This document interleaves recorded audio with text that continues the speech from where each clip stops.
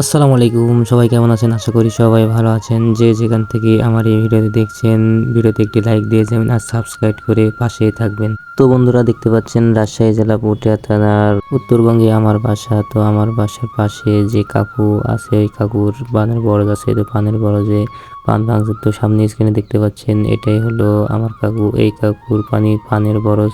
তো পানের বরজে আমার দুলাভাই কাজে লাগছে। তো আমার দুলাভাই দেখুন অনেক সুন্দরভাবে পান গোছানোর পরে কিন্তু পান এখানে ধোয়া হয়েছে।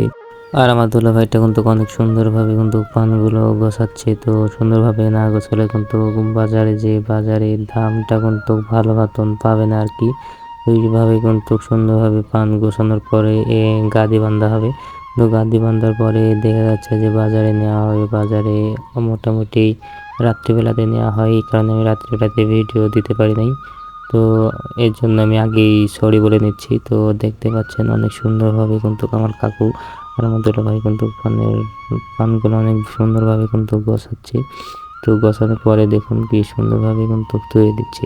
তো এইভাবে মূলত রাজশাহী উপজেলার পান গোছানো হয় আর কি। তো পান গোছানো আমি আপনাদেরকে দেখানোর চেষ্টা করব যে আমার ভগ্নিপতি কি সুন্দরভাবে পান গোছাচ্ছে আর কি। তো আমিও দেখানোর চেষ্টা করলাম যে দেখুন আপনারা কীভাবে পানগুলো গুছতে হয় আর কি। দেখুন অনেক সুন্দরভাবে কিন্তু গোছাচ্ছে। তো পান গোছানো যদি আপনাদের ভালো লাগে অবশ্যই কমেন্ট করে জানিয়ে যাবেন।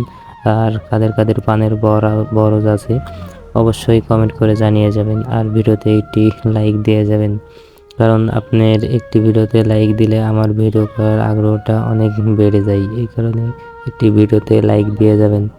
তো বন্ধুরা, দেখতে পাচ্ছেন আমার ভগ্নিপতি অনেক সুন্দরভাবে কিন্তু পান গোছাচ্ছে। আর আমার চ্যানেলটি সাবস্ক্রাইব করে বেল বাটনটি অন করে রাখবেন, যাতে আমি নতুন নতুন ভিডিও ছাড়লে আপনাদের মাঝে চলে যাই। এই কারণে আমার ভিডিওটা আপনারা প্রথমেই দেখতে পাবেন। তো আমার চ্যানেলটি অবশ্যই সাবস্ক্রাইব করে বেল বাটনটি বাজিয়ে রাখবেন।